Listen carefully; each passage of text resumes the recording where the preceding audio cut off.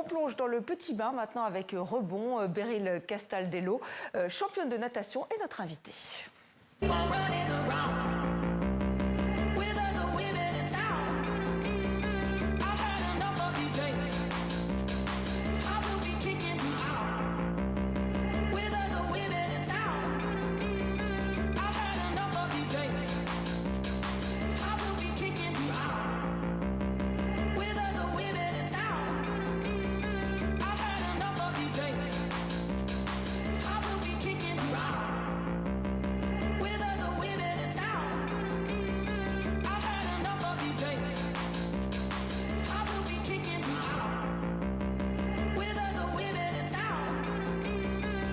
Sur le plateau de 64 minutes. Bonsoir Beryl Castaldello. Bonsoir. Merci d'être là pour Rebond, notre chronique sport. Alors il suffit de jeter un petit coup d'œil sur cette revue de presse pour voir que vous avez enchaîné les performances et les médailles, championne d'Europe et du monde en petit bassin. Le relais surtout, ça a l'air de beaucoup vous plaire. Hors européen, sur le relais 4x100 mètres, capitaine de l'équipe de France aussi. Alors je ne donne pas toutes vos médailles parce que je ne vais jamais m'en sortir. D'ailleurs vous nous en avez ramené une. Vous êtes la capitaine de l'équipe de France qui se rendra donc au championnat d'Europe du petit bassin du 2 au 7 décembre prochain, ce sera à Dublin, Pologne. C'est un avant-goût des championnats d'Europe qui auront lieu cet été. Et puis surtout, vous visez les JO de Los Angeles? Effectivement. Alors c'est un avant-goût, mais ce ne sera pas en France. Donc on a vraiment hâte de retrouver le public français. Parce que vraiment, à Paris, c'était formidable et incroyable ce qu'on a vécu. Donc j'ai vraiment hâte. Vous avez hâte. Alors effectivement, il y a Natation, ce rêve d'or dont vous faites partie. Ce livre avec, en figure de proue ou en locomotive, ou voilà, évidemment, Léon Marchand. Ça vous galvanise, vous le ressentez de faire partie de cette nouvelle génération? Oui, effectivement. Vraiment, Léon apporte une vague de fraîcheur parce qu'il nous met la lumière sur ce sport. Les gens aiment le suivre durant les Jeux Olympiques, mais c'est un petit peu plus délicat le reste du temps. Il y a une belle génération. Et je pense qu'on va faire de très belles choses à Los Angeles. Et donc, j'ai vraiment envie de faire partie du train. Et alors, vous, qu'est-ce qui fait votre force? C'est la vitesse, la technique? C'est pour ça que vous appréciez ce qu'on appelle le petit bassin? Oui. Alors, le petit bassin, pour ceux qui ne savent pas, c'est le 25 mètres, parce que les Jeux Olympiques sont en 50 mètres. C'est sur la première partie de saison, entre septembre et décembre. Moi, je me définirais comme quelqu'un de divers. Oui, qui a bien touché à tout. Et qui aime bien le collectif, parce qu'effectivement, vous avez eu beaucoup de médailles en relais.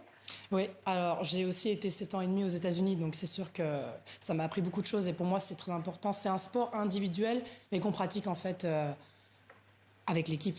Oui, c'est vraiment important de le savoir. Et ça, on l'oublie, nous qui vous regardons. Alors, il y a une photo qui est super dans ce livre, encore une fois, Natation, ce rêve d'or. On vous voit bouche bée.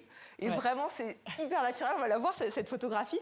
Parce que là, vous venez vous surprenez vous-même. Et c'est un peu votre défi tout le temps. Ouais. En fait, cette photo, on s'entraîne pour des moments comme ça. C'est vraiment... ça me fait bizarre de la voir parce que...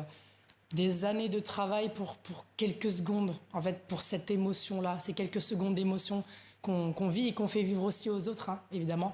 C'était fantastique. C'était inespéré de voir ce temps-là au tableau. Je ne m'imaginais pas, en fait. Rappelez-nous le temps. C'était 50,63. Voilà, on n'oublie pas, évidemment, quand on fait une telle performance. L'entraînement, c'est quoi exactement? Vous êtes à la piscine tous les jours? C'est quoi, 2-3 heures par jour, même plus? Alors, ça dépend des gens. Moi, je suis plus le type sprinteuse, donc j'y vais un petit peu moins que d'autres personnes. C'est 6 jours sur 7. Il y a du bi-quotidien, 2-3 fois semaine, et puis il y a aussi les séances de musculation. Donc, c'est un travail à temps plein. Alors c'est un peu une dynastie de nageurs, de nageuses. Vous avez tout de suite su que oui, vous alliez faire comme vos parents, votre grand-mère aussi. Oui, 3e génération olympienne. Vraiment beaucoup de fierté. Bon, ils y sont pour rien dans le fait qu'ils voulaient vraiment que je choisisse l'athlétisme au début, parce que je faisais de l'athlétisme. J'ai touché à d'autres sports et au final, je préférais rester dans l'eau. C'est là où je me sentais le mieux. Donc, oui, ma grand-mère, elle a fait les JO de 60 et ma maman, elle a fait les JO de 84 et de 92. Voilà, impressionnant. Encore une fois, une dynastie de nageuses. Vous avez été l'une des premières à parler de santé mentale, à vous confier sur ce que vous traversiez à l'époque. Aujourd'hui, on voit que beaucoup de sportifs de haut niveau en parlent. C'est important? C'est important. Ça fait partie de la vie. Des hauts et des bas. Et il y avait vraiment... c'était difficile d'en parler il y a quelques années. Maintenant, il y a notamment beaucoup Camille qui en parle pas mal de son burn-out. Voilà, Camille il y a Lacour. Florent, oui, Camille Lacour, pardon, Florent Manodou, qui a parlé aussi de ce qu'il a traversé post-olympique.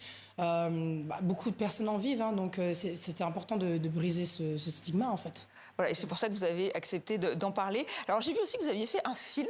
Oui. En tout cas, c'est Carla, pour être tout à fait honnête, qui a vu ce film, qui est notre chef d'édition. C'était Le Rendez-vous de l'été, premier film de Valentine Kadic. Vous avez envie d'être actrice ou pas? Ah bah je dirais pas non. C'était super. Là, je jouais mon propre rôle, mais franchement, l'expérience est formidable. Aller du coup, à l'avant-première, de rencontrer les autres acteurs, de voir ce qui se passe derrière la scène. Je dirais pas non du tout. Et c'est amusant parce que l'héroïne du film veut absolument vous rencontrer. Vous êtes son idole. Alors, comment vous vivez peut-être que ça doit vous arriver, hein, parce que vous êtes maintenant connue, surtout dans ce sport. Est-ce que c'est quelque chose de facile à gérer ou pas? Alors moi, je suis pas au niveau de d'autres personnes que je côtoie, hein, donc moi, j'ai pas vraiment de soucis par rapport à ça. Mais ce qui était assez marrant, c'est qu'en fait, Blandine, elle était tellement dans son rôle, parce que c'est son nom aussi, Blandine, elle s'appelle Blandine, que quand elle m'a vue arriver, elle savait pas trop quoi faire en fait. Et c'était impressionnant de voir à quel point en fait elle s'était mise dans le personnage. Alors, dans Rebond, on demande aux sportifs, puisqu'on accueille des sportifs, de nous apporter un objet porte-bonheur. Alors, qu'est-ce que vous nous avez apporté? Alors, je sais pas si c'est porte-bonheur, mais en tout cas, c'est l'un de mes meilleurs souvenirs. C'est la médaille du record du monde avec le relais, 4x50 mixte, avec Maxime Grosset, Florent Manodou et Mélanie Hennick, que je remercie, que je salue pour ce merveilleux moment passé ensemble. C'est un de mes meilleurs souvenirs parce qu'un record du monde, c'est vraiment un point fort dans une carrière. Merci beaucoup, Beryl, de nous avoir apporté cette médaille sur ce plateau. Et on vous souhaite tout le meilleur. Je ne sais pas si ça se dit dans le monde sportif, mais pour Los Angeles, voilà, en 2028, on vous donne rendez-vous. Merci beaucoup.